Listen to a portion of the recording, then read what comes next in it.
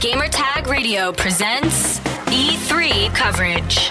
Hosts Danny Pena, Paris Lilly, and Peter Toledo are direct from the convention center floor.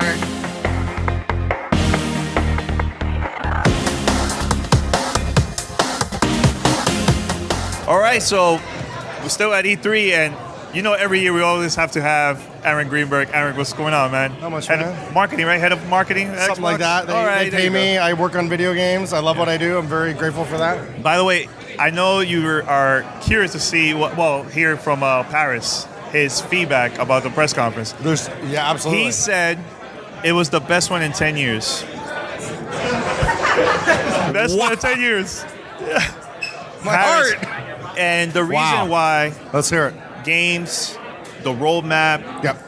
I think you guys nailed it to the park, man. It was That's awesome. perfect, man. Perfect. So one thing that surprised me is why talk about next generation console?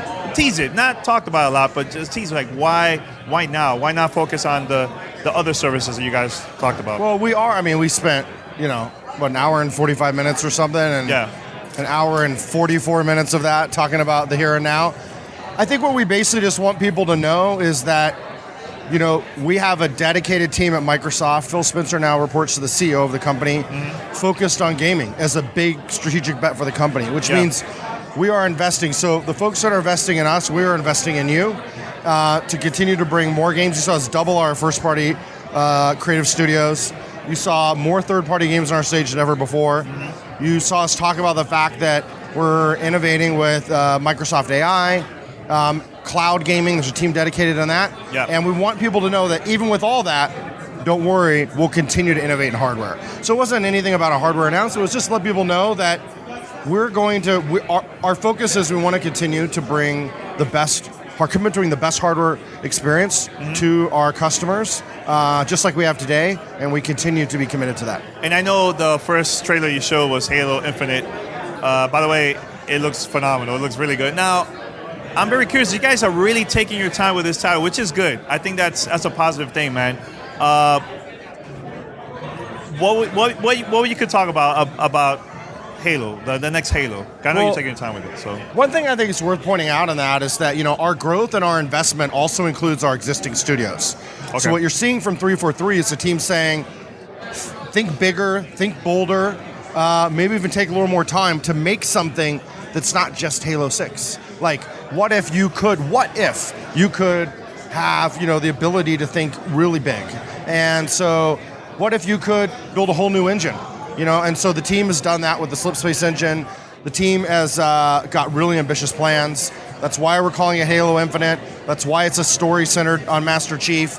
That's kind of about all we're saying right now, but just know that it's an example of our growing commitment, not just to add more teams to studios, but also to let our internal studios do more than maybe what they traditionally have done. So for 4 years, I've been saying that Battletoads is coming back. For 4 years. Every year, it never happened. Then I think there was 1 year that Phil had the Battletoads logo shirt. I'm like, it's going to happen.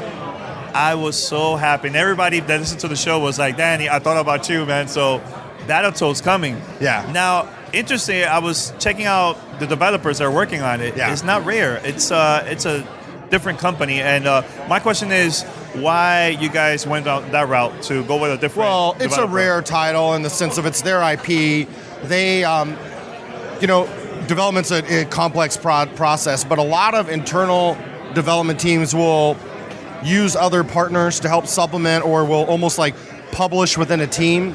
Okay. But they found this creative team, Delala, that really has a lot of passion around creating kind of 2.5D type games and art. They've worked on a lot of different titles kind of in that space. Yeah. And they had a great pitch about what they would love to do with Battletoads that very much resonated with Rare, that resonated with our team, and so it's exciting. I mean, I think obviously the team at Rare is really focused on Sea of Thieves. They have a number of dedicated teams there. They just completed Hungering Deep. We got 2 other big releases coming. So we don't want to take away from CFDs, but how can we kind of add capacity? That's another great example of growing our investment in our first-party content. Yeah, speaking about the first party, a lot of new studios too. I was very surprised about Ninja Theory. That came out of nowhere. I was not expecting that. But yeah, tell us, how that came about, man. How long you guys been working on that behind the scenes? Well, what you're seeing is, if you think about, hey, you saw Halo, Gears, Forza, some of the biggest franchises we're kind of known for. We really wanted to think about how can we diversify our portfolio. We put the player first in like all these decisions.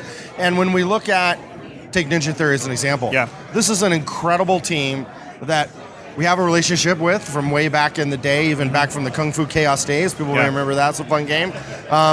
But, they would describe themselves as somewhere between kind of an indie dev and a AAA dev. And, they've done a bunch of work for hire projects in order to have the resources to go create what they wanted to do with Hellblade. And so now, being part of our family, it allows them to not only have the financial freedom, but also the creative freedom and the ability to think big and continue their journey of what they've created. They're such a talented team. And it's really, it's a huge honor to add them. We're big fans of their work. A lot of us played Hellblade and just loved that title, in addition to other stuff they've done. And so, it worked. And those things don't always work, but we were focused, as Phil said. We now have dedicated leadership under Matt Booty as the head of Microsoft Studios, and you've seen us really step up with, doubling literally at E3 of our creative teams. Yeah, that was really awesome, man. Now, one thing is the industry has been changing now for a couple of years.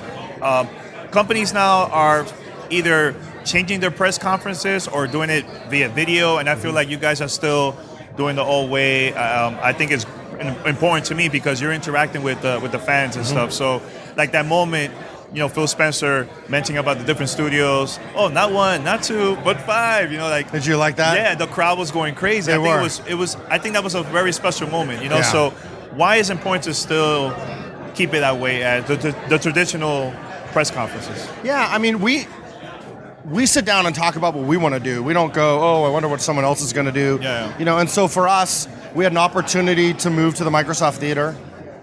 In fact, by moving here, we're able to bring in 3 times the number of fans than we ever did before. We're able to bring in more press, more partners. So it's a larger venue. That was really attractive to us. The audio, visual quality here is superb. They hold, really world-class kind of events, concerts, award shows here. Yeah. So that was unique. And then even using the space, we actually have more interactives here than we did in our booth last year. So it's turned out to be a great bet. And then, we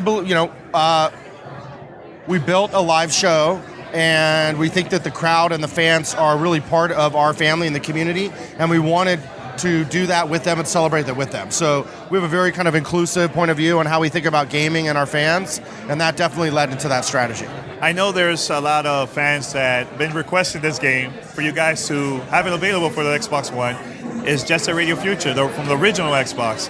People have been requesting this a lot. So what we could do to get your attention to bring back those old games and have it available combat VC for Xbox. Yeah, by the way, I love it. And I love all the lists of games. And, we, since the day, we launched Xbox One, people were like, we want back compat. We want, and we worked hard to do that. And then they were like, we want Call of Duty and back compat. Then we want Red Dead and back compat. It gets harder and harder. And then they were like, hey, no, we don't want back compat. Now we want OG Xbox back compat. So I think the team's done a lot. And, I'm a big fan of Jet Set Radio Future. Yeah. Played the game back in the day. It's not our IP, so any of these things you should go talk to generally the people that own the game. Yeah. But I will say what I love about this time right now is the power of the fans. Their voices are heard. They tweet, they YouTube, they podcast, and they're reaching out, and companies are listening. And so, there is a reason why all these back-combat titles third-party partners have approved and put on the service. And so I'd say be vocal if you feel passionate about it, but also realize at the end of the day that companies have a set of resources they have to kind of prioritize against. This is a business. And so if there's a business case and opportunity, that's generally where we're going to see the most traction. And of course, we will always come with our hearts. So yeah, we love Battletoads as an example. So that was a heartfelt one. I've loved the predictions every year. It's been fun to hear, but I'm glad we're able to finally deliver on that one. You know what was my favorite moment at a press conference was seeing a disabled gamer on stage playing for the first time in the history of E3, I think. Yeah. I think that was a very special moment because they're also part of the community. You know? Absolutely. So I think you guys made the right move doing that, and also create that new controller for disabled gamers. Can you also tell us a little bit about that? Yeah, we have an incredible team within the company. We have an inclusive lab. We have a bunch of folks in the hardware team that really work on inclusive design. We even have an initiative within the company called Gaming for Everyone, where it's really a culture and a mindset that gaming can be that equalizer. And, we've been so inspired by talking to disabled gamers, by talking to folks that are from all different types of minority groups that find gaming as that kind of safe haven. And so one of the things that we learned a lot about was, and led to the development of the adaptive controller, was some of the limitations the traditional controller has. And the adaptive controller is a product that we don't make for profit. This was not a business opportunity, if you will, but it's going to allow so many more people to now play and become part of the Xbox community, and that's really inspiring. And in fact, we did have somebody there in the Forza demo, and we want to be careful, not to try to shine too much of a light on it because we're doing it for them, not for us. But it is pretty amazing. I know. The folks at Special Effect have played part in it. The folks at Able Gamers have played part of it. Know Steve and the team there. And so we want to continue to help support that community, and it's inspiring. I mean, I had someone come up to me last night at our Fan Fest and said, listen, I am a transgender gamer and developer. I identify as a lesbian. And I've always found it really hard to be accepted in the gaming community. But with this team, everybody here makes me feel like I'm welcomed. That's awesome. And and a few minutes later, Sightless Combat, if you know, who's a gamer without sight, who plays through audio cues, was there talking to us about how we need to add more accessibility to our game. So the team is really listening and cares a lot. And we all work so hard at what we do, but to see how much gaming can have a difference in people's lives is what really inspires us. Was there a reason why Gears Tactics, I'm a huge fan of Gears, was there a reason why it's not an Xbox and OC for PC? I'm just laughing because I was like... like Halo Wars, it was available for both, right? Yeah. So I was very surprised you guys announced it like that way. Yeah, that's probably a better question for Rod Ferguson, but here's what I'll tell you from spending time with that team. Is they had a real vision about making not just Gears 5. By the way, Gears 5 is phenomenal, much bigger than anyone thinks. Some cool open world elements, new color palette. Now we're going to tell it through Kate's eyes, which is great. But they're big fans of the turn-based strategy tactics genre. And they thought, hey, what if we did that in the Gears universe? I think one of the things you'll hear from developers is you kind of have to focus specifically on who is your audience and what is the type of game you're making. And so they're going to focus at first for keyboard and mouse.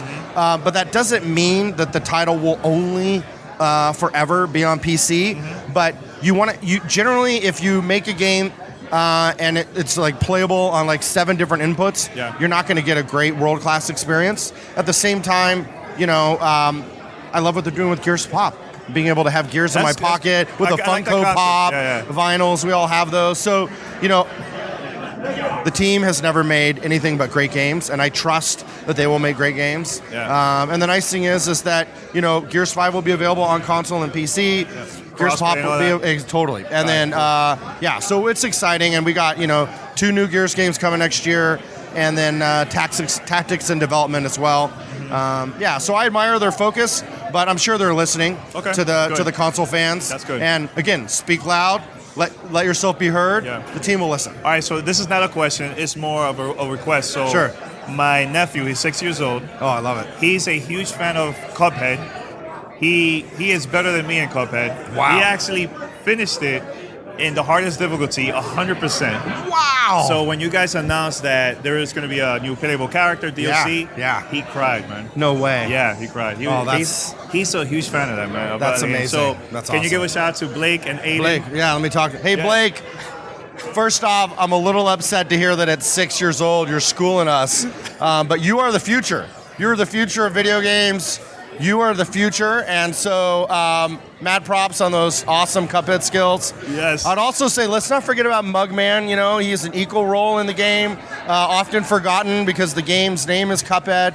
But you know, Mugman deserves some respect too, and hopefully you'll go easy here on Godfrey and let him win once in a while. But we know you're the one with the real skills. So congrats. And the Moldenhauer family, up in Toronto's working hard on more Cuphead for you, and can't wait to see you beat it, and hopefully you're uploading and streaming it too. Yeah, definitely, man. All right, Aaron, thanks a lot, man. Every year we always have a great conversation, Absolutely, man. So thanks a lot, man. Congrats, man. Thank you. Yeah, no problem. Send us your feedback or questions. Give us a call at 786-273-7GTR. Email us at fanmail@gamertagradio.com or leave a message on speakpipe.com/gamertagradio.